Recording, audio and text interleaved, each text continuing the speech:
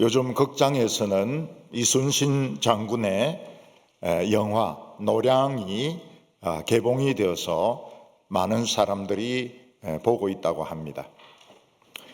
이것을 통해서 이순신 장군의 3대 대첩, 한산대첩, 명랑대첩, 노량대첩이 다 완성되었다고 합니다.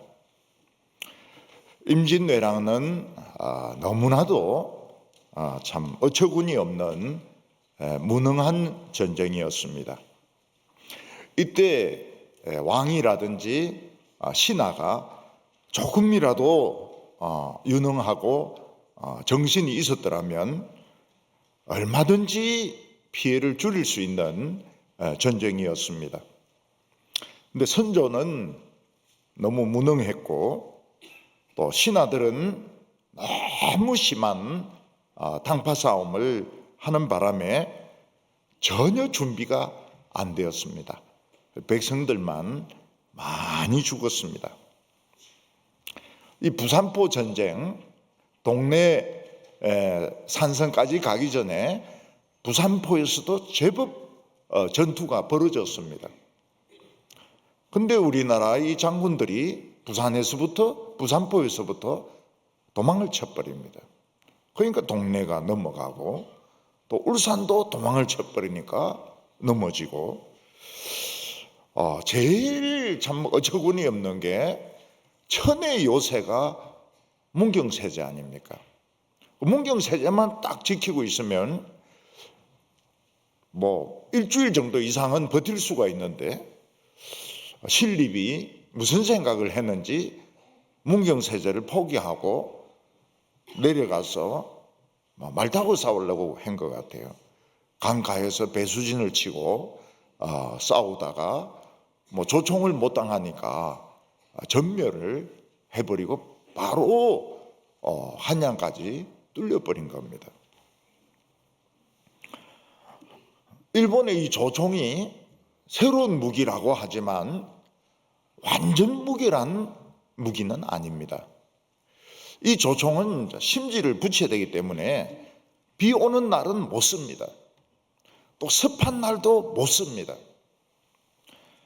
그러니까 적어도 장군이라고 하면 이런 일본이 조총을 가지고 있다는 정보를 가지고 한두 개 정도 훔쳐와가지고 약점이 무엇인지 알아야 되는 겁니다. 비 오는 날 공격하면 조총 아무 쓸모가 없어요. 왕이 무능하고 신하들이 죽으라고 싸우니까 국민들이 얼마나 많이 죽은지 모릅니다. 일본에서는 목을 베어 오면 상금을 준다. 수많은 사람들 머리를 베가지고 소금에 절여가지고 일본으로 가져갔습니다. 머리를 베가지고 가니까 이 부피가 너무 크지 않습니까? 그래서 코를 베어 오면 상을 주겠다. 머리 너무 이거 무겁다. 그래서 코를 또 수십만 개를 잘라가지고 소금에 넣어가지고 소금에 절여가지고 일본으로 가지고 갔습니다. 이순신은 두 번 백의종군을 하는데 첫 번째 백의종군 할 때 육군을 따라가지고 저 내륙 산청 쪽으로 갑니다. 산청까지 갑니다. 거기서 갑자기 삼도 절도사 그 명을 받습니다. 그래서 급히 여수 쪽으로 가보니까 그 앞에 이제 칠량전 전쟁이라고 있는데 거기서 군인들은 다 죽어버리고 배는 다 깨어지고 그래도 이순신은 선조에게 보고를 하기를 신에게 아직 12척의 배가 남아 있습니다. 이런 보고를 올리게 됩니다. 이순신 장군은 이 노량해전에서 이 노량해전은 임진왜란이 아니고 정유재란이라 해가지고 일본이 한 번 더 공격을 합니다. 그때 도요토미 히데요시가 죽는 바람에 이제 조선에 있는 일본군들이 돌아가야 되지 않습니까? 이 돌아가는 것을 이제 치는 겁니다. 이순신이 치는 거예요. 그래서 수천 명이 탄 이런 일본 배들을 노량 해협으로 몰아들여 가지고 이순신이 치는데, 거기서 이순신은 전사를 하게 됩니다. 이순신은 적이 양쪽에 있었습니다. 왜군도 적이고 선조도 적이고. 그래서 이 선조는 자기보다 똑똑한 신하는 다 죽이니까 이쪽도 적이고 저쪽도 죽이고 적이고, 양쪽에서 이제 압력을 받았던 것으로 나타나고 있습니다. 제가 소위였을 때 탔던 구축함이 출동을 했습니다. 배가 어디로 가는가 봤더니 한산도로 들어가요. 그리고 이제 방송이 나오는데 장교와 수병은 다 하얀 예복을 입고 배 앞에 다 집합하라. 그래서 정복을 입고 그 배에서 내렸더니 이제 이제 줄을 맞춰가지고 올라가는 겁니다. 그 한산도에 뭐가 있는가 하면 그 이순신의 그 사당이 좀 큰 사당이 있습니다. 좀 제법 큰 사당이 있는데, 이제 거기에 이제 우리가 들어가고 또 군악대도 들어가고, 그래서 구축함이 오고 또 군인들이 앞에 도열을 하고 또 군악대가 막 연주를 하고, 그러면서 아마 그날이 이 3대 대첩을 기념하는 날이었던 것 같아요. 그때 소위가 정신이 있습니까? 그냥 가라고 하니까 가는 거죠. 그래서 제법 그 한산도에서 그 행사를 잘 마쳤습니다. 장교들도 올라가고 수병들도 올라가고 군악대도 그 높지도 않아요. 조그만 언덕에 제법 큰 충무공에 그 사당이 있었습니다. 그래서 제가 소위가 돼가지고 처음 했던 행사가 이순신 그 3대 대첩을 기념하는 것이었습니다. 근데 충무공이 외병들하고 싸울 때 외병들이 충무공을 이길 수가 없습니다. 왜냐하면 외병들은 해군이라 하지만은 사실은 육군입니다. 육군. 육상에서 싸우는 것과 똑같이 싸웁니다. 그래서 배를 붙이면 거기에 막 올라타 가지고 거기서 그 사무라이 칼로 사람을 죽이는 것이죠. 근데 이순신은 그렇게 안 싸웁니다. 배를 안 붙여요. 배를 떨어뜨려 놓고 포를 쏘아 가지고 배를 격침시킵니다. 그래서 혹시 영화를 보시다가 막 우리나라 군대가 일본 군대 배에 올라가서 막 죽이고 이런 거 있으면 엉터리입니다. 엉터리. 이순신은 그런 식으로 안 싸웁니다. 일본식으로 안 싸워요. 떨어뜨려 놓고 포를 쏘니까 절대로 못 이기죠. 절대로 못 이깁니다. 군인들은 적에게 포위되면 굉장히 무서워합니다. 왜냐하면 포위가 되면 일단 후퇴를 못 합니다. 그리고 탄약이나 식량이나 의약품을 보급받을 수가 없습니다. 그 탄약 떨어지면 이제 다 죽는 거죠. 그 2차 대전을 거의 실화에 가깝게 만든 영화 중에서 어떤 중대를 중심으로 해서 만든 영화가 있습니다. 실화를. 그 중대가 그 중대장이 좀 성격이 이상한 사람이에요. 그래서 다른 중대보다 훈련을 엄청 많이 받습니다. 약간 사람이 좀 성격이 좀 이상한 사람이에요. 그래서 뭐 굉장히 훈련을 많이 받아요. 그 바람에 그 중대원들이 강해지게 됩니다. 그래서 노르망디에서 상륙도 하지만 이 공수부대원들이 많이 떨어지거든요. 떨어지면서 많이 죽습니다. 죽고 흩어져 버립니다.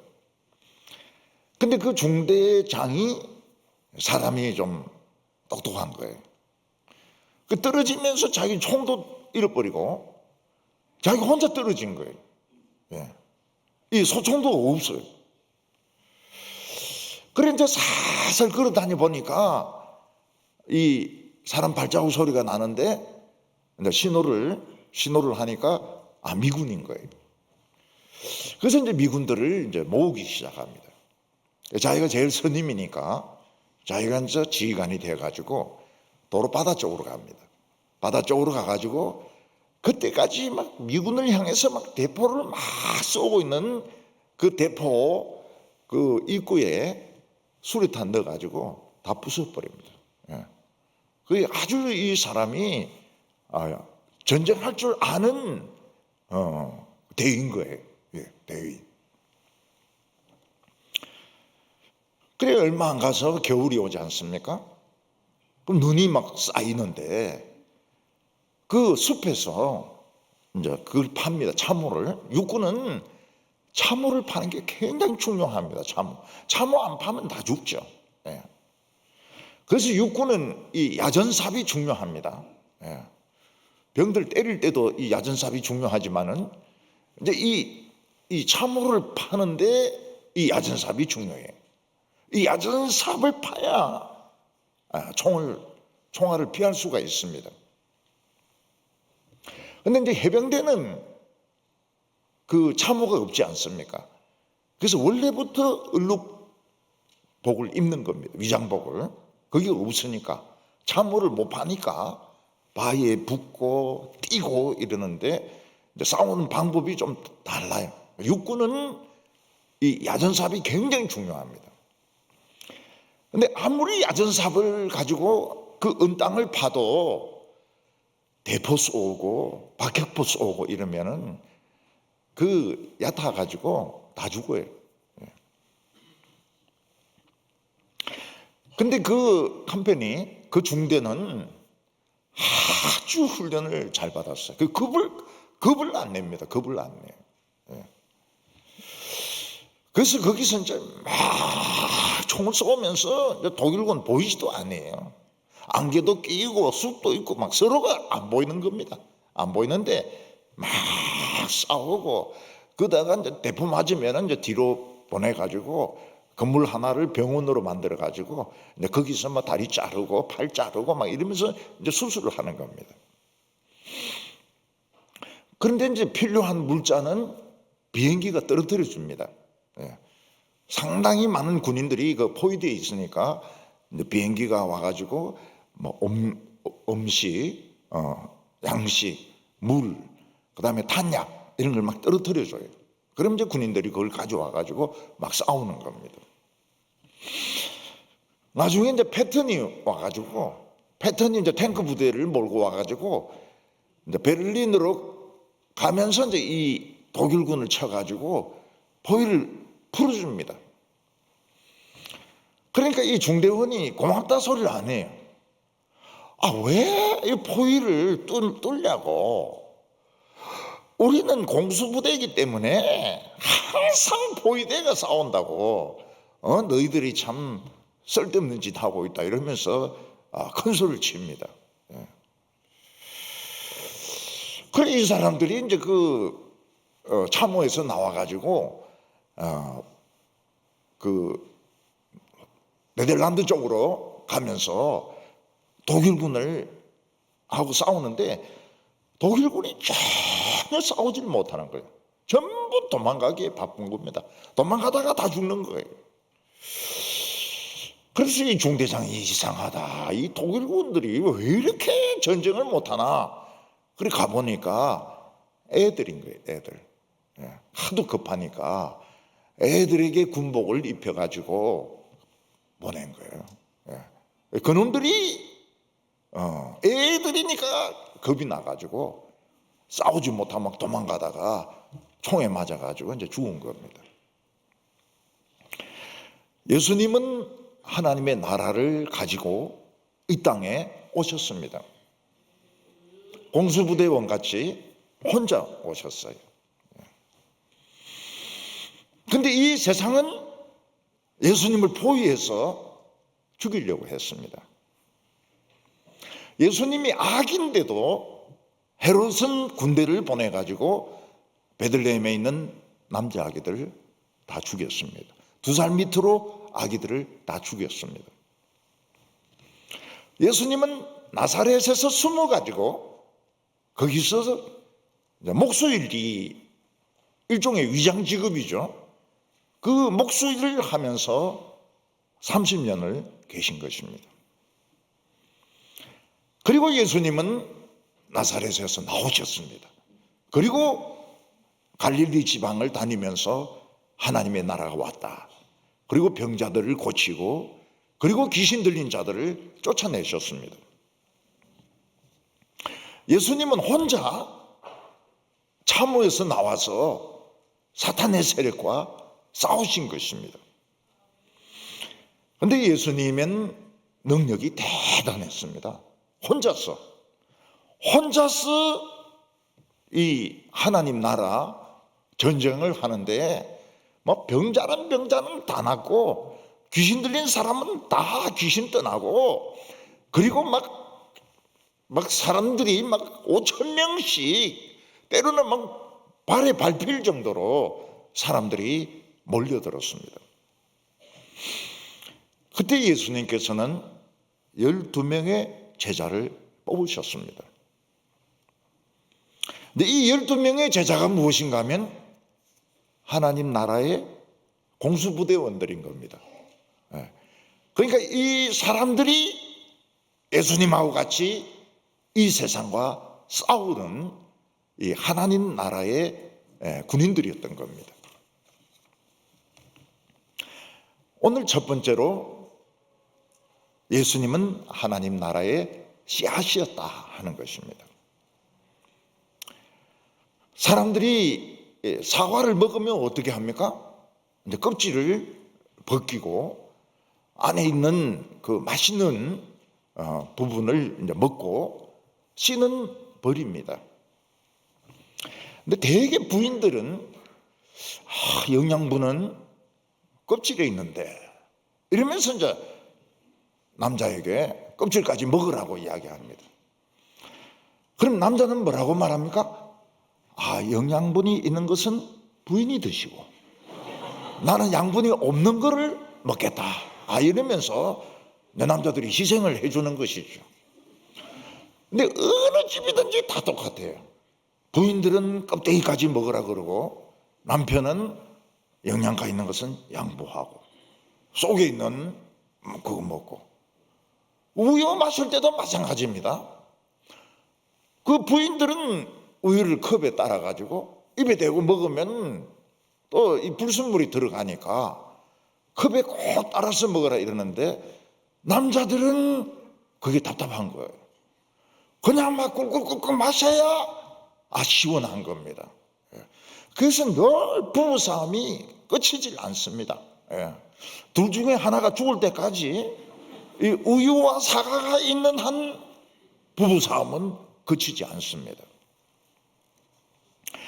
예수님은 하나님의 나라를 가지고 오셨지만 안에 들어있는 속 씨앗입니다. 그럴 리는 없겠지만은 지금 하나님 나라 혼자 오셨습니다. 만약 예수님이 다치시거나 세례요한처럼 옥에 갇히거나 목이 베이면 그럴 리는 없겠지만은 하나님의 나라는 싹도 못 피우고 없어지는 겁니다.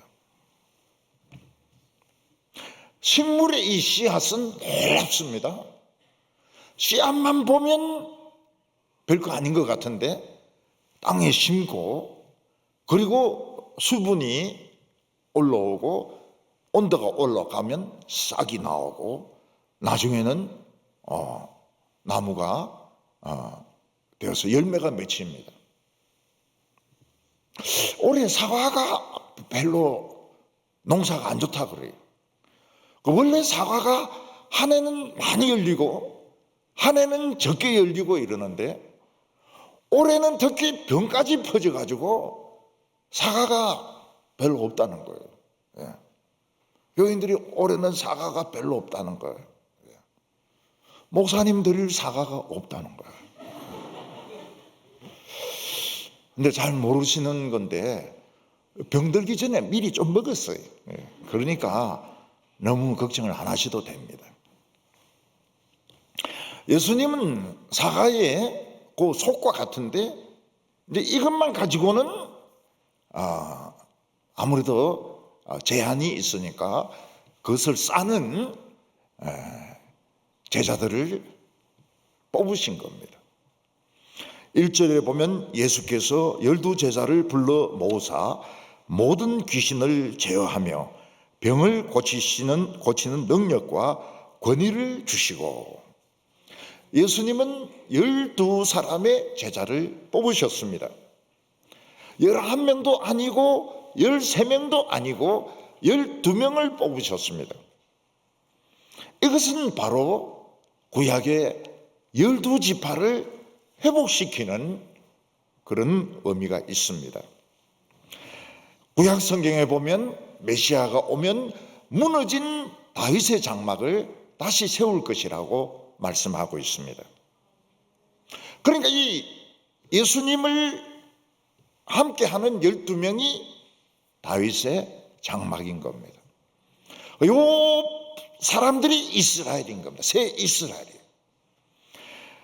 밖에 많은 유대인들이 있고 또 신학자들이 있고 대제사장이 있지만 그들은 이스라엘이 아닙니다. 13명, 예수님과 예수님 뽑은 12명이 새 이스라엘인 겁니다. 그래서 예수님이 12명을 딱 뽑으신 거예요. 그리고 예수님은 뭐라고 말씀하셨습니까? 쇠술은 새 부대에 넣으리라고 말씀하셨습니다.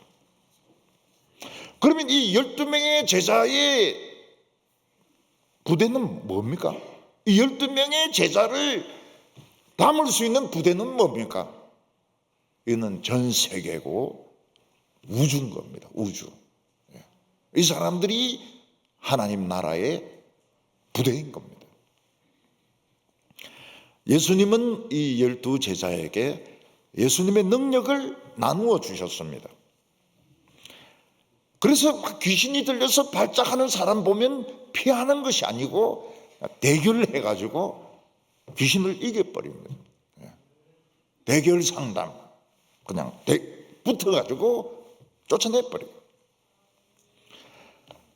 그리고 뭐 병든 사람들, 중풍병 환자들, 암 환자들 있으면 옆에서 막 걱정하고 이러는 게 아니고 그냥 기도해서 병을 낫게 해버리는 겁니다. 그리고 회개하라. 하나님의 나라가 왔다. 놀라운 메시지죠. 얼마 전까지만 해도 이 사람들은 고기 잡는 어부들이었습니다. 농사 짓는 사람이었습니다. 세리도 있었습니다.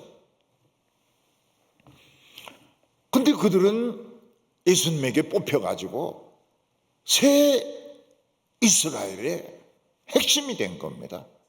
새 이스라엘의 이 참호 속에 들어있는 공수부대원들이 된 겁니다. 예수님은 그들에게 권위를 주셨습니다. 원래 예수님의 제자들은 권위가 없었습니다.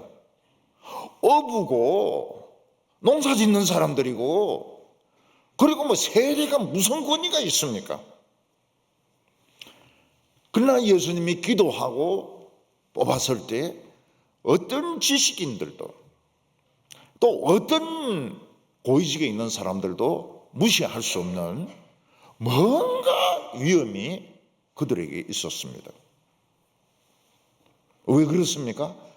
이들이 말하는 것은 이루어지기 때문에 그런 겁니다.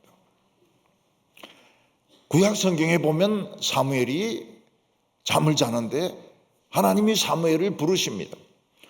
사무엘아 사무엘아 이렇게 부르십니다. 근데 사무엘은 하나님이 자기를 부른 적이 한 번도 없거든요. 그래서 엘리 제사장이 부르는 줄 알고 엘리에게 쫓아가서 날 부르셨습니까? 아니야. 넌 잘못 들었어. 가서 자라고. 근데 또 부르는 겁니다. 또 부르는 겁니다. 그때 엘리가 알았습니다. 하나님이 사무엘을 부르는구나.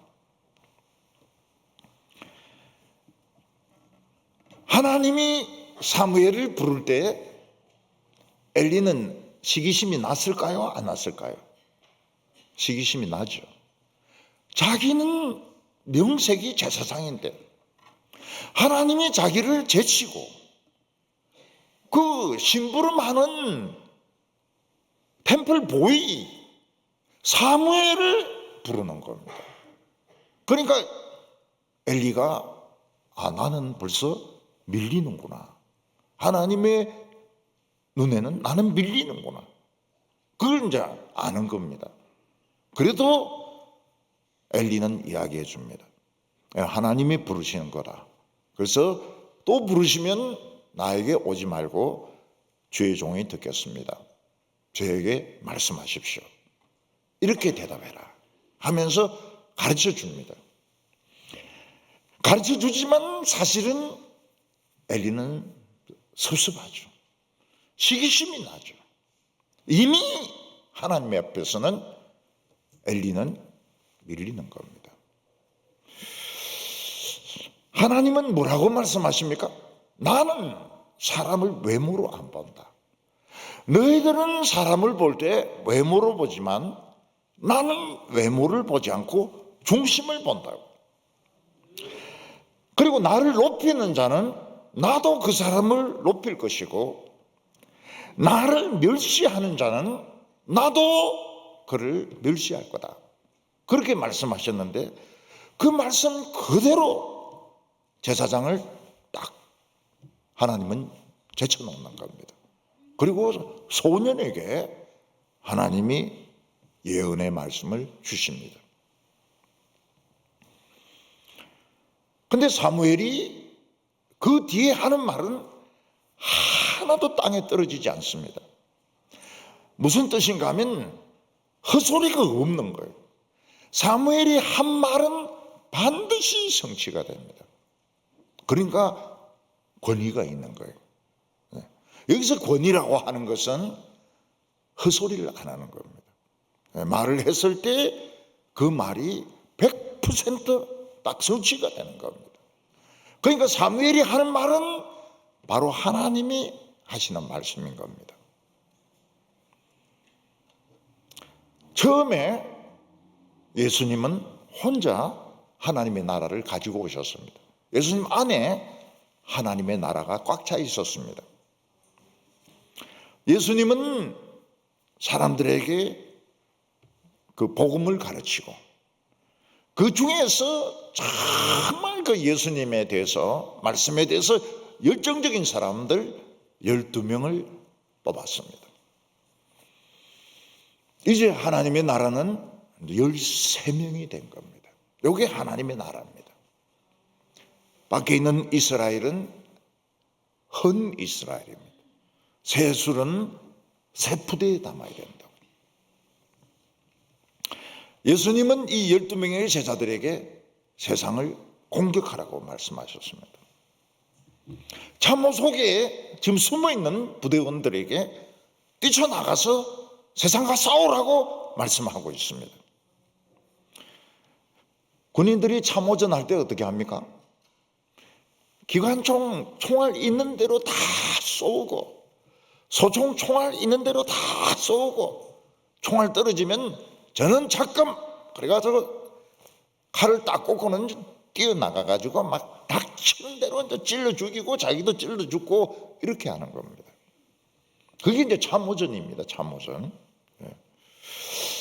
예수님은 제자들에게 기관총으로, 소총으로, 대금으로 찌르라고 말씀하지 아니하셨습니다. 복음으로 공격하라. 복음이 기관총이다. 회개하라. 하나님의 나라가 왔다. 이게 이제 기관총인 거예요. 그리고 귀신을 쫓아내고 암 환자를 치료하고 중풍병자를 치료하고 이게 그들의 무기였던 것입니다. 새 이스라엘이 왔습니다. 지금 12명이 하나님 나라 입장에서 거대한 세상과 싸웁니다. 근데 예수님께서는 겁먹지 말라고 했습니다. 겁먹지 말라. 귀신을 쫓아내고 병자들을 치료하고 하나님의 나라가 왔다. 그렇게 이야기하기만 하면 된다는 거예요. 오늘 두 번째로 그들의 능력은 어디서 공급이 됩니까? 제자들도 사람이기 때문에 능력이 떨어질 때가 있습니다. 마치 군인들이 막 전쟁하다가 탄약이 떨어질 때도 있고 또 양식이 떨어질 때도 있고 물이 떨어질 때도 있습니다. 마찬가지로 예수님의 제자들도 피곤할 때도 있고 양식이 없을 때도 있고 옷이 그냥 다 떨어져서 막 살이 보일 때도 있고 동네에 막 개들이 와서 막 물으려고 할 때도 있고 또 이 귀신 들린 사람들이 막 덤벼들 수도 있거든요. 그래서 여행하는 사람은 지팡이가 필수품입니다. 지팡이. 이 지팡이가 이 땅을 짚는 것도 있지만은 개를 쫓습니다. 개를 쫓고 미친 사람을 쫓고 강도를 쫓고 그게 이 호신용이죠. 호신용. 지팡이가 있어야 됩니다. 제자들이 복음 전하다 밤이 되었을 때 어디서 자야 됩니까? 텐트도 있어야 되죠. 추운데 어떻게 합니까? 슬리핑 백 가지고 있다가 그 속에 들어가서 자든지 해야 됩니다. 아무도 먹을 것을 안 주면 어떻게 됩니까? 호펠하고 버너를 준비해 가지고 밥을 해 먹어야 됩니다. 커피도 또 마셔야 됩니다. 커피, 일회용 커피. 중고등학생들 수련회를 가면요, 짐이 한 보따리 아니면 두 보따리입니다. 이민 가는 것 같아요. 왜냐하면 그 아이들은 간식이 중요하거든요. 초코파이 같은 건 안 먹고요, 홈런 볼이라든지 아니면 그 조그만 것들이 있습니다. 바삭바삭한 것들. 근데 그런 것들을 이제 잔뜩 넣어 가는 거예요. 밥 안 먹어도 돼요. 간식만 먹어도 되도록 간식을 잔뜩 넣어 갑니다.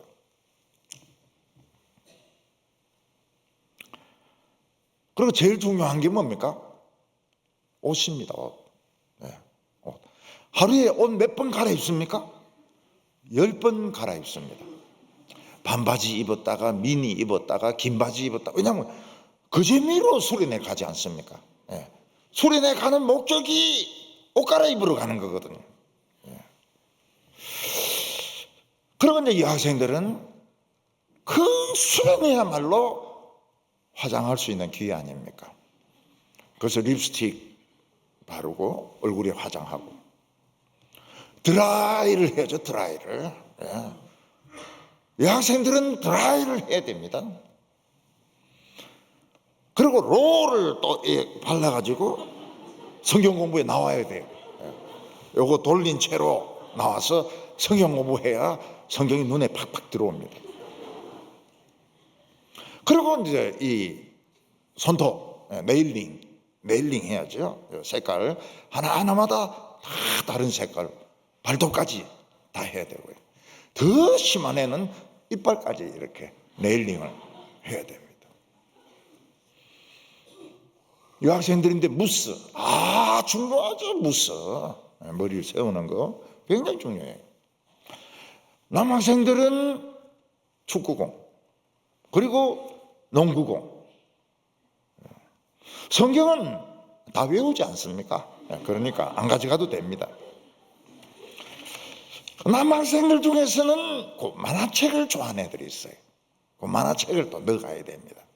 일본 만화책. 남자애들도 옷을 갈아입습니다. 왜냐하면 옷 갈아입으러 가니까요.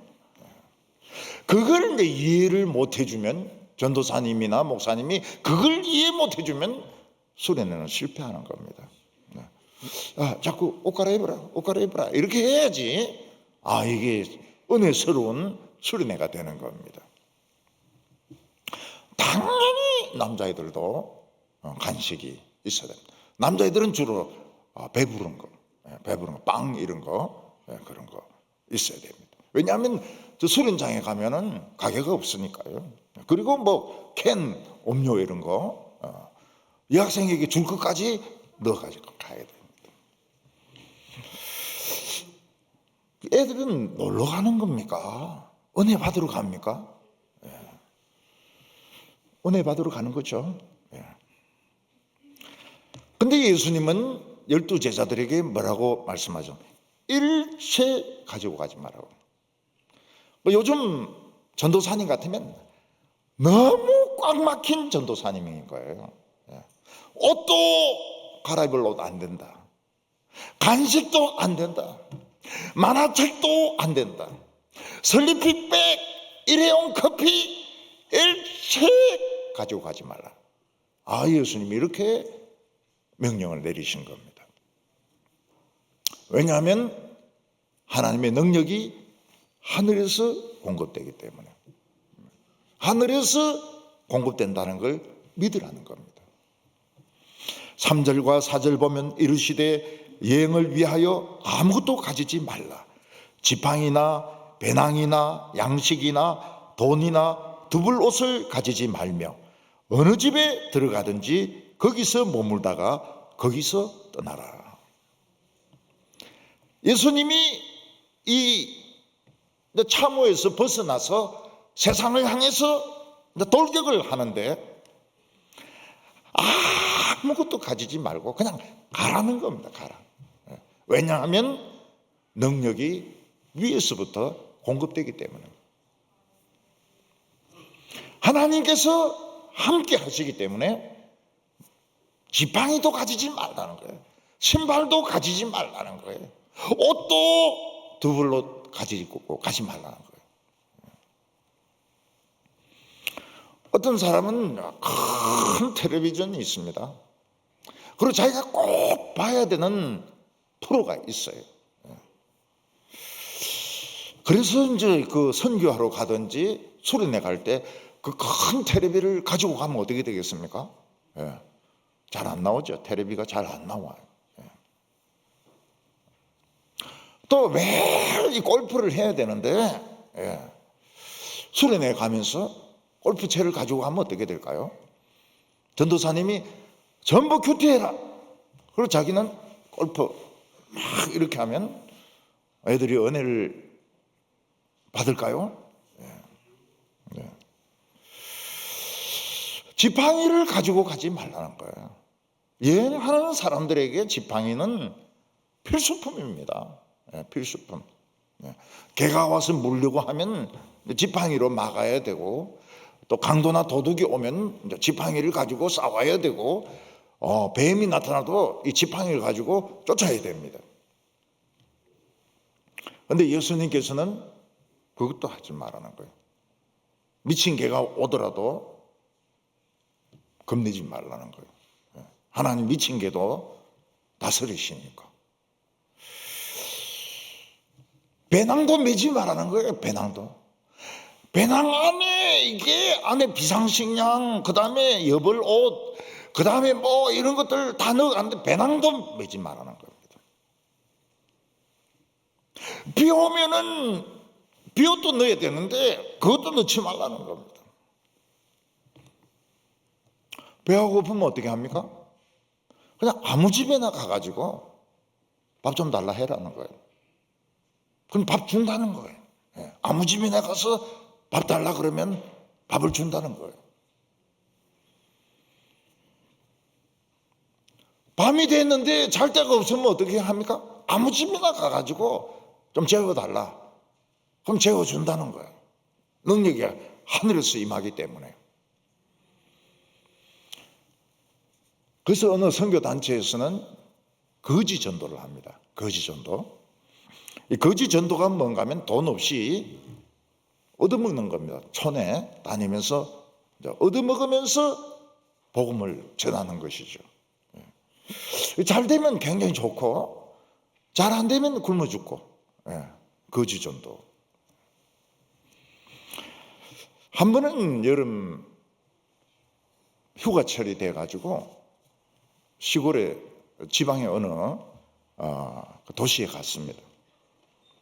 하필이면 거기 아는 목사님이 있어요. 그 아는 목사님이 오늘 수요일이니까 우리 교회 와서 꼭 설교를 해달라는 거예요. 설교를 해달라는 거예요. 그래서 제가 이야기를 했습니다. 보시다시피 내가 지금 청바지 입고 티셔츠 이래가지고 내가 어떻게 설교를 하겠냐고. 설교를 못한다고. 그랬더니 이 사람이 아래로 나를 막 훑어보는 거예요. 그러니까 교인들인데 다 연락을 해가지고 내하고 덩치가 같은 사람 양복을 가져온 거예요. 와이셔츠도 가지고 온 거예요. 그래서 설교를 안 할 수가 없죠. 양복을 빌려왔는데 와이셔츠도 빌려왔는데 그래서 어쩔 수 없이 그 교회에서 수요일 설교를 했어요.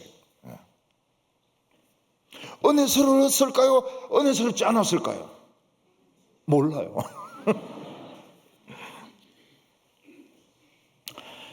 옛날에는 섬 이런 데 이제 가서 여름 성경학교 했습니다. 왜냐하면 섬에는 여름 성경학교를 못 하니까요. 그래서 이제 여름 성경학교 하러 왔다 이러면은 그 집사님 중에서 방을 하나 내주기도 하고 식사도 제공해 주기도 합니다. 뭐 옹보리밥이고 그리고 뭐 된장에 고추 찍어 먹는 거지만은 그 또 섬에는 생선이 잡히니까 생선을 이제 이렇게 구워서 줍니다. 그 어느 해는 생선이 없어요. 섬인데 생선이 한 마리도 안 올라와요. 그래서 제가 물어봤습니다. 섬인데 왜 생선이 없냐고. 이러니까 비가 안 와서 그렇다는 거예요. 바다에 물이 저리 많은데 무슨 비가 와야 되느냐 이러니까 그분이 설명을 해요.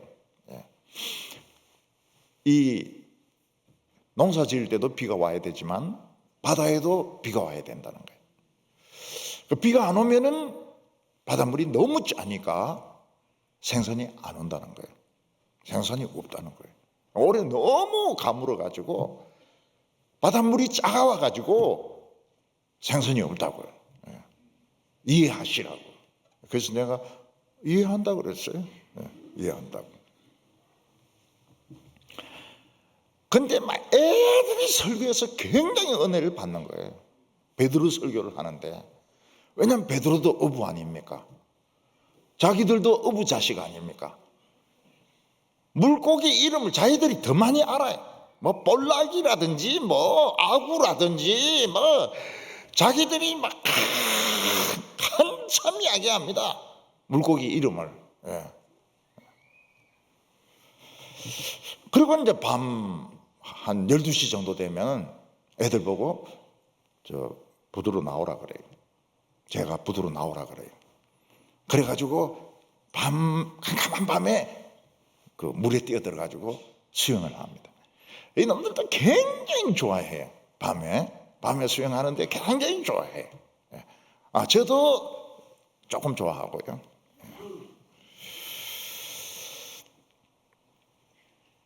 근데 이 섬 사람들에게 조심해야 될 게 뭔가 하면 육지인들에게 배타적이에요. 육지인들에게 배타적이에요.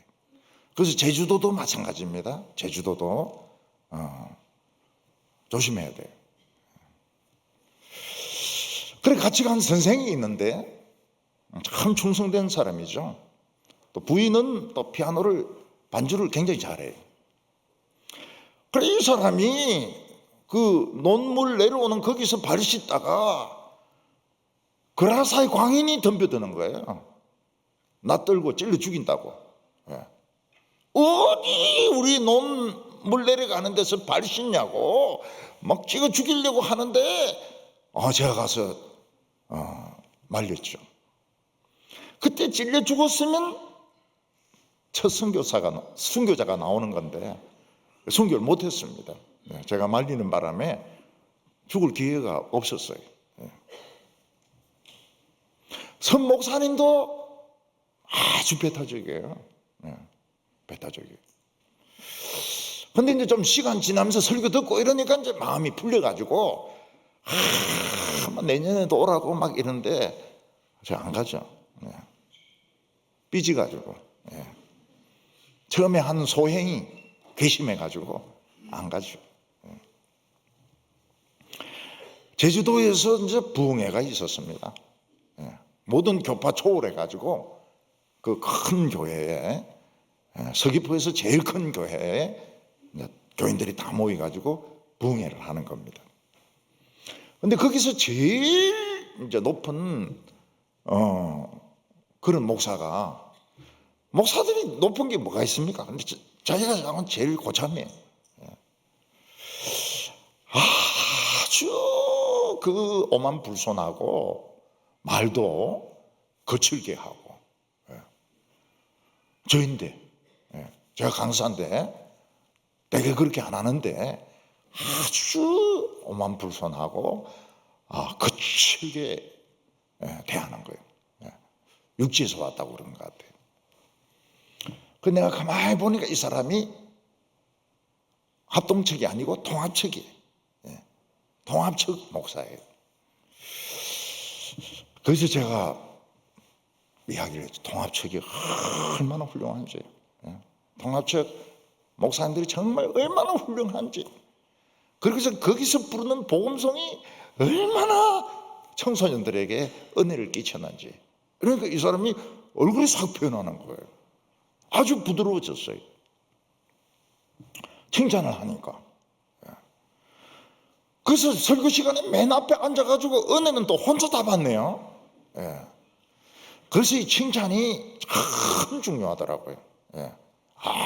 참 훌륭하다고 막 이랬더니 사람이 막 맨 앞에 앉아가 은혜 다 받은 거예요.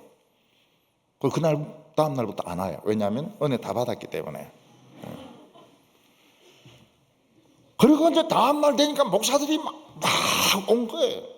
목사들이 막 제 숙소로 막 몰려와가지고 등산 가자는 거예요.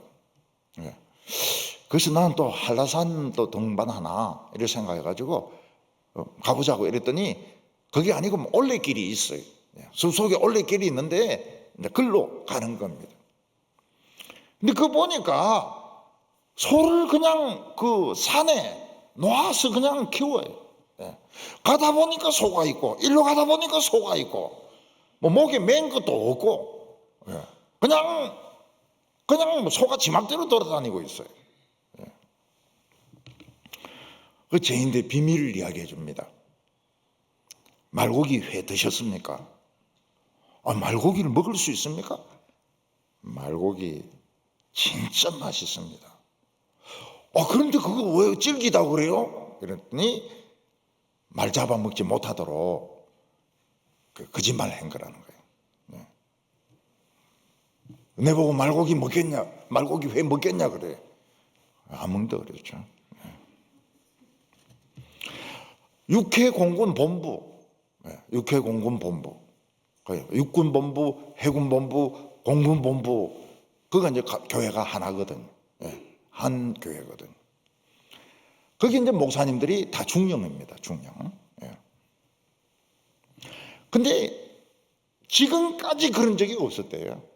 항상 첫째 날은 육군의 날, 두 번째 날은 해군의 날, 세 번째 날은 공군의 날. 부흥회가 그렇게 돼 있대. 육군 부흥회, 해군 부흥회, 공군 부흥회.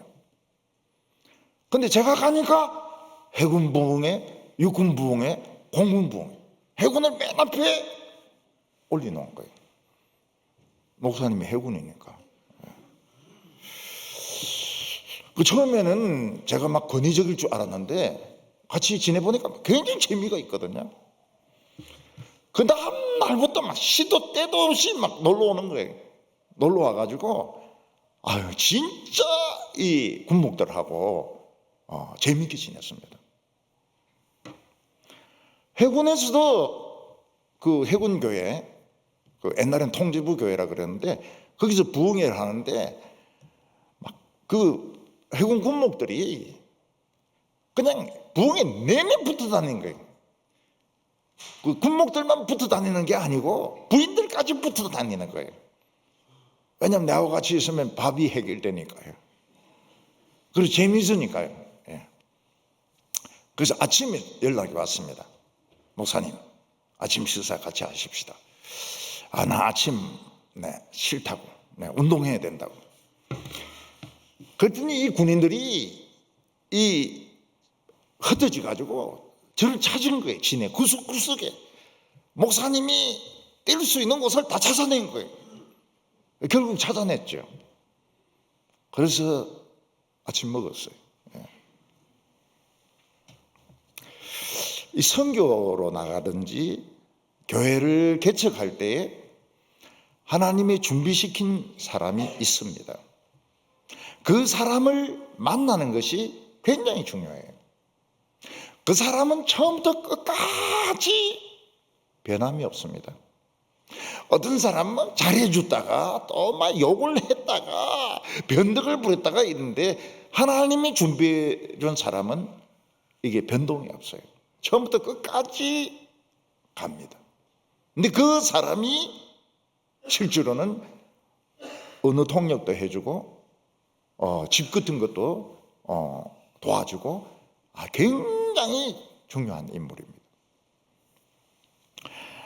어떤 사람은 인도에 갔는데 브라만을 원한 거예요. 브라만. 지식층을 원한 거예요. 근데 큰 말씀에 관심을 가지는 사람이 불가촉 천민인 거예요. 언타처블.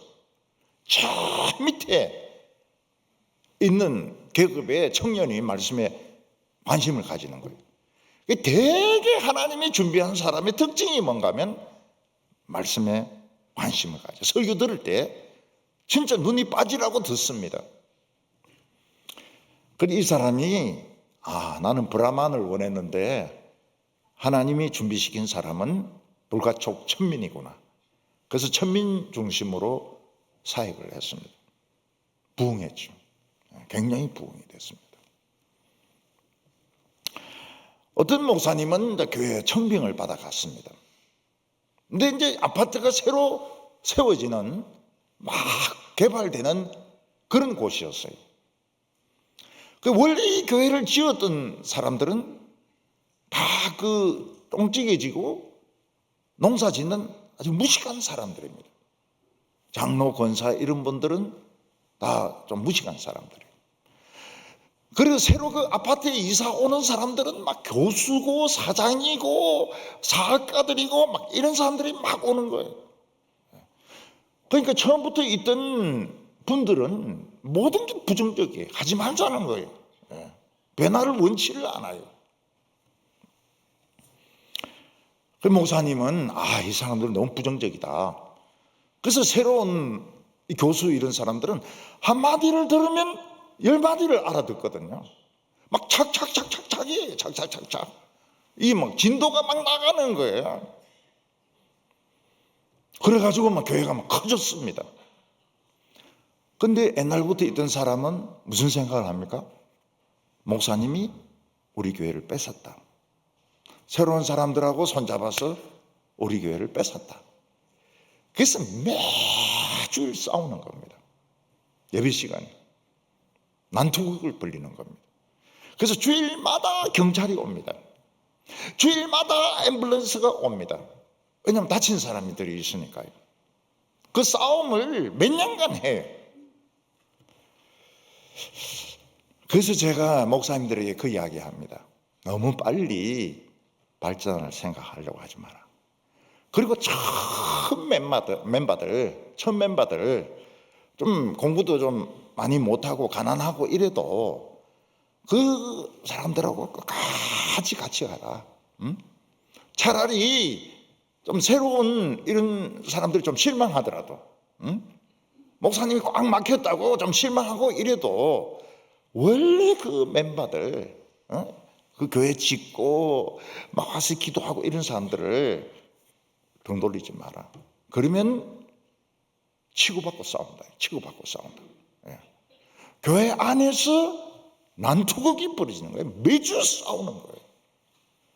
그러니까 병원에 실려가고. 그래서 목회가 막 발전하고 뭐 이게 좋은 것 같아도 안 그런 사람들이 있어요. 소외감을 느낀 사람들이 있어요. 그러니까 차라리 똑똑한 사람들의 소외감을 느끼면 알아서 다 믿어요. 어떻게 해서든지 다 믿는다고요. 안 믿으면 할 수 없고. 그래서 그 가난하고 참 그 교회를 막 30년간 처음 개척할 때부터 그 교회를 막 섬겨오던 이런 사람들을 나돌리지 말라는 거예요. 나돌지 마라. 나돌리면 싸움이 일어납니다. 우리 배신당했다. 목사님 모셨더니 똑똑한 사람들하고 손잡고 우리를 배신했다. 그래서 제가 그 목사님들인데 그 이야기를 합니다. 특히 개발 지역에 있는 교회는 조심해라. 빨리 교회를 키우려고 하지 마라. 좀 늦어도 되니까. 왜냐하면 처음부터 있던 그 장로님들, 권사님들 다 가난한 사람들 배신감을 느낀다는 겁니다. 그러니까 예수님도 그렇게 말씀하셨어요.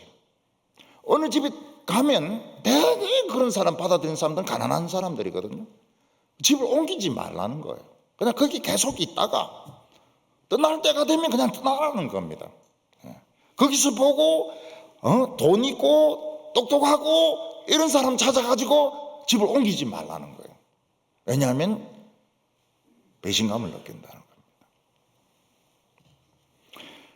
근데 정말 복음을 안 받아들이고 끝까지 안 받아들이고 끝까지 대적할 때는 발의 먼지를 털어버리라고 했습니다. 5절에 누구든지 너희를 영접지 아니하거든 그 성에서 떠날 때에 너희 발에서 먼지를 떨어버려 그에게 증거를 삼으라. 얼마나 사람들이 못됐는지 밥 한 그릇도 안 주고 잠을 잘 그런 헛간도 안 빌려주고 끝까지 대적할 때는 발에 먼지를 떨어버리라 이거예요. 왜냐하면은 나는 이 먼지만큼도 너희들의 덕을 본 게 없다. 그리고 이 먼지들이 심판날에 소리를 지를 거라고. 너희들이 얼마나 악한지 이 먼지들이 이야기를 할 거라고. 근데 할 수 있으면 먼지를 안 트는 게 좋습니다. 먼지 나면 좋을 게 뭐가 있습니까?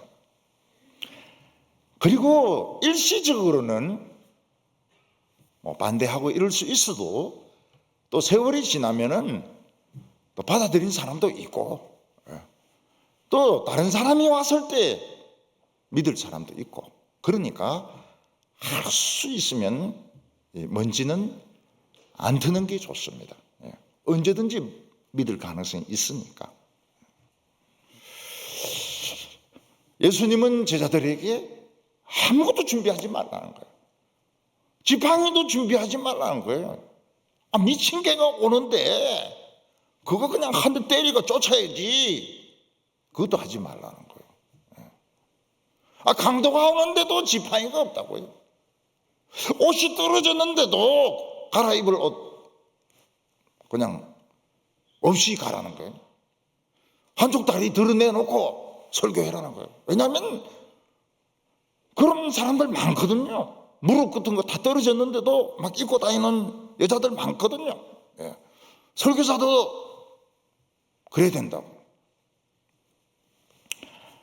존 스토트가 이 동양 쪽을 좀 별로 안 좋아해요. 잘 모르니까. 이 사람은 아프리카 통입니다. 아프리카 통. 런던 인스티튜트 이런 것도 주로 아프리카 사람들 와가지고 공부하고 장학금 받고 가고 이러는데, 이제 한국 교수가 존 스토트를 만날 일이 있은 거예요. 그래서 한국에 오라고. 한국에 오라고. 그 사람이 이제 안병무 그 철학 교수의 아들입니다. 아들인데 한국에 오라고. 그러니까 이 사람이 나는 통역 설교를 좀 싫어한다고. 그리고 동양에 대해서 자기는 문화적으로 아는 게 없다고. 그때 이 사람이 이제 싹 꼬우는 겁니다. 한국에는 비무장지대가 있다. 거기에 희한한 새들이 다 있다. 존 스토트가 새라 그러면 눈이 휘떡 달라지거든. 이 사람이 취미가 새인 겁니다. 새. 그 새를 구경하러 남극까지 가요. 펭귄을 보러. DMZ에 희한한 새들이 다 있다. 오면 보여주겠다고. 군인들인데 이야기해가지고 그게 들어가게 해주겠다고. 그러니까 이 사람이 싹 꼬인 거예요. 존 스토트가. 한국에 왔어요. 와가지고 뭐 IBF에서도 설교하고 또 사랑의 교회에서도 설교하고, 그리고 세보로 또 전라도 바닷가까지 갔어요.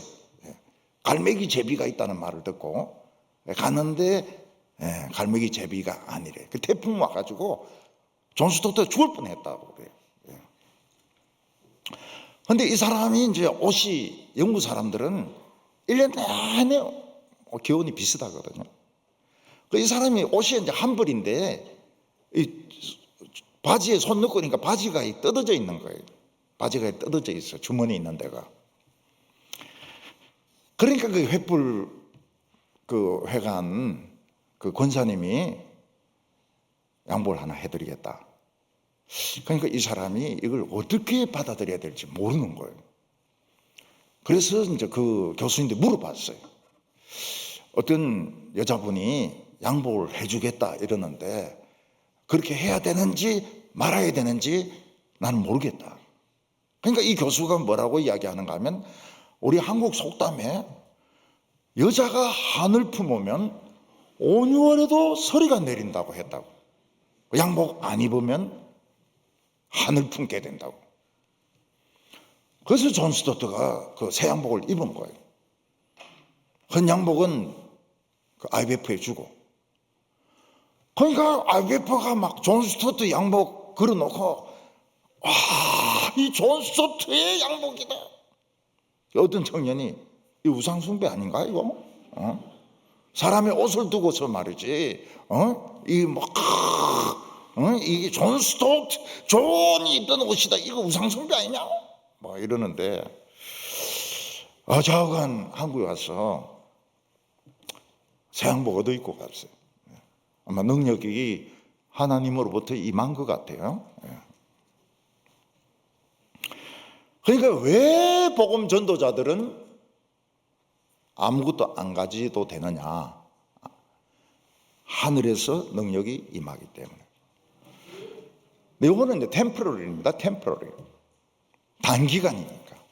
근데 이제 장기간 되면은 준비를 해야 돼요.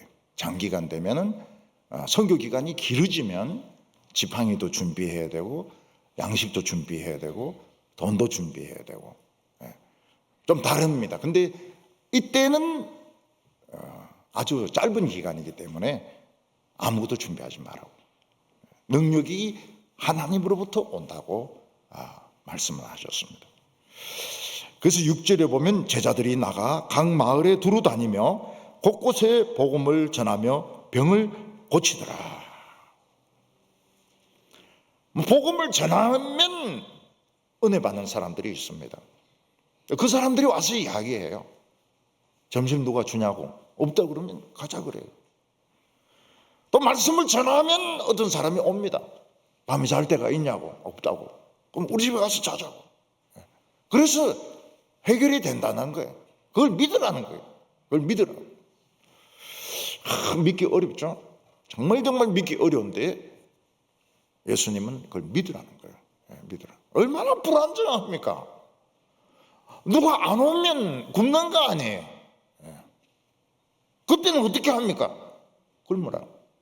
그게 예수님의 답입니다. 오늘 마지막으로는 세상의 반응입니다. 예수님은 제자들을 세상으로 보내면서 내가 너희를 세상에 보내는 것은 양을 이리 가운데 보내는 것과 같다고 말씀하셨습니다. 제자들은 양이었습니다. 싸울 줄도 모르고 권력도 없고 지팡이도 없고 돈도 없는 양이었습니다. 거기에 비해서 세상에 있는 사람들은 자기들이 주인입니다. 권력도 있고 무기도 있고 사람들도 많습니다. 얼마든지 복음 전하는 자들을 잡아먹을 수 있습니다. 돌을 던져서 머리를 깨트릴 수 있습니다. 여러 명이 모여들어서 몰매를 줄 수도 있습니다. 감옥에 가둘 수도 있습니다. 채찍질 할 수도 있습니다. 그런데 세상의 반응은 정반대였습니다. 제자들을 보고 두려워했다고 말씀하고 있습니다.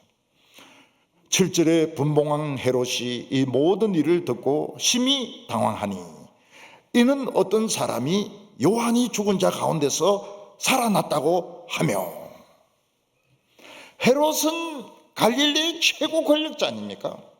그는 무기와 돈과 군대와 모든 것을 다 가지고 있습니다. 그는 세례 요한을 죽였던 사람입니다. 근데 두려워하고 있어요. 왜 두려워하고 있습니까? 그들의 마음속에는 미신이 꽉 차 있었기 때문에. 지성이 아니고 겉으로는 지성이라고 하는데 속에는 미신이 들어있는 겁니다. 이거는 우리나라도 마찬가지입니다. 정치하는 사람들의 머릿속에 들어있는 것이 미신입니다. 미신. 운동선수들 머릿속에 들어있는 것이 미신입니다. 그래서 경기에 나갈 때 여자들의 속옷을 입으면 이긴다는 둥, 또 정치하는 사람이 또 누가 점쟁이가 뭐라고 말하면은 그대로 따라한다는 미신에 다 붙들려 있습니다. 헤롯은 세례 요한이 바른 말 한다 그래서 감옥에 가두고 목을 베어 죽였습니다. 그런데 이제는 10명이 넘는 세례 요한이 돌아다니고 있다는 거예요. 막 귀신도 쫓아내고 병도 고치고 하나님의 나라 왔다고 막 전하는데 세례 요한이 막 10명도 넘는다는 거예요. 헤롯은 지금 겁을 잔뜩 먹었습니다. 내가 목을 베어 죽인 세례 요한이 살아서 돌아왔구나. 그래서 능력이 있구나. 밤에 반드시 찾아올 것이다. 이러면서 두려워하고 있는 겁니다. 헤롯이 밤에 잠을 자고 있는데 머리가 없는 사람이 나타났어요. 내 머리 내놔라. 얼마나 무섭습니까? 응? 내 머리 내놔라. 우리 어릴 때 형들이 이제 그런 이야기를 많이 해요. 머리 없는 귀신이 나타나서 내 머리 내놔라 이러면 막 우리 무서워가지고 이 목 없는 이 귀신 나타날까봐 막 화장실도 못 가고 굉장히 헤롯까지 두려워 떨었던 적이 있습니다. 제자들이 생각하기에 세상 사람들은 힘이 있습니다. 칼이 있습니다. 돈이 있습니다. 지식이 있습니다. 부하들이 있습니다. 근데 그 핵심에 들어있는 것은 미신이었습니다. 미신이어서 두려워 떨고 있었습니다. 8절에 보면 어떤 사람은 엘리야가 나타났다고 하며 어떤 사람은 옛 선지자 한 사람이 다시 살아났다고 함이라. 사람들이 놀란 것은 제자들의 능력이었습니다. 안수를 하니까 막 귀신이 막 돼지 멱다는 소리를 내면서 떠납니다. 병에 걸려 죽어가던 사람이 살아납니다. 중요한 것은 그 핵심인데, 핵심. 그 제자들 안에 있는 핵심. 이 사람은 엘리야가 살아난 것 같다는 거예요. 죽은 선지자가 살아나는 것 같다는 거예요. 그러니까 결국은 귀신이란 말이거든요. 귀신. 속에 들어 앉아 있는 사람은 귀신인 것 같다는 거예요. 9절에 헤롯이 이르되 요한은 내가 목을 베었거늘 이제 이런 일이 들리니 이 사람이 누구인가 하며 그를 보고자 하더라. 헤롯은 요한을 못 베어 죽인 것을 늘 기억하고 있습니다. 그것 때문에 괴로운 거예요.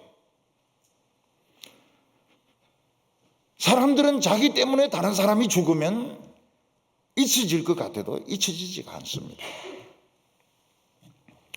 어떤 여군이 위에 있는 사람의 성추행 때문에 자살했다. 그게 끝이 아니에요. 꿈에 자꾸 나타난다고요. 꿈에 자꾸 나타난다고요. 중령님은 나를 왜 건드렸습니까? 이러면은 미칠 지경이죠. 남편이 바람을 피우는 바람에 떨어져 죽었습니다. 밤에 부인이 나타나가지고 이 나쁜 놈아, 이 나쁜 놈아, 그래 그 여자하고 사니까 행복하나? 그럴 리는 없겠지만은 또 괜히 또 와가지고 또 이상한 소리 듣고 밤에 잠 못 자고 이럴 필요가 없습니다. 근데 잊혀지진 않아요. 광주 사태 때 왜 그 여자를 죽입니까? 왜 그 고등학생들을 죽입니까? 그리고 편하게 살 줄로 생각합니까? 편하게 살 수가 없어요.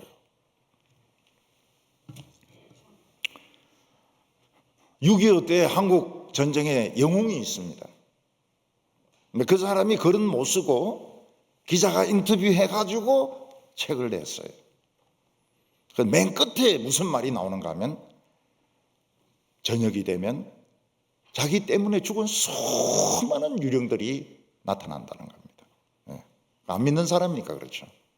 자기 때문에 죽은 수많은 다부동 전투 때 얼마나 많은 사람들이 죽은지 3일만 버티면 최고참이 되는 거예요. 3일만 버티면 얼마나 많이 죽고 또 올라가서 죽고 또 올라가서 죽고 또 북한 쪽에도 죽고 그 유령들이 저녁 되면 나타난다는 거예요. 자기 죽을 때가 다 돼가니까. 우리나라에 훌륭한 대통령들이 있습니다. 나라에 틀을 세우고 기초를 세우고 우리나라의 방향을 정한 대통령들이 있습니다. 그래도 그들을 칭찬을 안 하는 이유는 사람을 많이 죽였어요.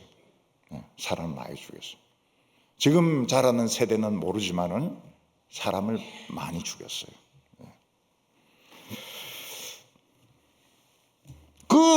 그렇게 많은 사람을 죽이고 끝까지 자기가 정치를 잘했다. 그래 말 못하죠. 자손들도 그런 소리 하면 안 되죠. 자손들도 사죄를 해야죠. 사죄를 해야죠. 어떤 사람은 많이 죽이진 않았어요. 근데 한 명이 청탁하러 왔다 이래가지고 비웃는 말을 하는 바람에 자살해 버렸습니다. 자기도 자살해요. 사람이 죽으면 안 됩니다. 절대로 죽으면 안 돼요. 우리 예수 믿는 사람들은 귀신이 없습니다. 우리는 이미 하나님의 나라 안에 들어와 있고 하나님의 나라의 용사입니다. 미신은 다 거짓입니다. 근데 거짓에 지금 다 속고 있는 거예요. 전부 미신에 속고 있는 겁니다. 세상 사람들은 똑똑한 것 같습니다. 그러나 미신이에요. 속에 들어있는 것은 미신입니다. 그때 우리가 이야기해 줘야 됩니다. 너희들이 진짜 살고 싶으면 예수 믿어라. 하나님의 나라가 왔다. 진짜 너희들이 살고 싶으면 예수 믿어라. 고3 학생들 100일주 이런 거 하지 말고 예수 믿어라. 어떤 학생은 그 볼펜을 몇 년 쓰는 학생이 있어요. 재수 좋다고. 그런 볼펜을 버리든지 내주든지 해라. 이렇게. 우리는 이리 때에 포위된 양과 같습니다. 근데 이리 때가 잡아먹지 못합니다. 그 이유가 뭡니까? 아까워가지고.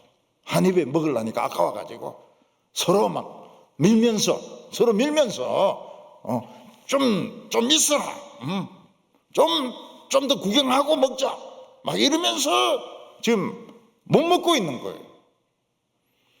그때 양이 무슨 말을 합니까? 하나님은 이리를 사랑하시고 이리들이 막 배를 잡고 막 웃습니다. 하나님이 우리 같은 이리를 사랑하신대. 막 뒹굽니다. 너무 우스워가지고. 그러다가 이리 중에 한두 마리가 정신이 헷가닥해가 그럴지도 모르겠다. 그래가지고 예수 믿는 이리들이 생긴다는 겁니다. 우리도 많이 움츠려들었습니다. 그동안 많이 움츠려들었습니다. 우울증, 불면증, 그다음에 여러 가지 병으로 또 경기, 코로나로. 근데 이제는 나가서 싸워야 됩니다. 참호해서 나가서 싸워야 됩니다. 하나님으로부터 임하는 능력을 믿으시고 두려워하지 마시고 담대하게 싸우는 우리 성도들 되시기를 바랍니다. 기도드리겠습니다. 하나님 아버지, 예수님을 통하여 하나님 나라를 보내주심을 감사합니다. 우리는 양입니다. 우리는 힘도 없고 우리는 아는 것도 없고 우리는 약합니다. 이 세상은 이리 때와 같습니다. 그러나 하나님은 우리를 지켜주신다고 약속하셨습니다. 2024년을 멋지게 살게 하여 주시옵소서. 용감하게 살게 하여 주시옵소서. 기도하면서 살게 하여 주시옵소서. 아무것도 겁내지 말게 하여 주시옵소서.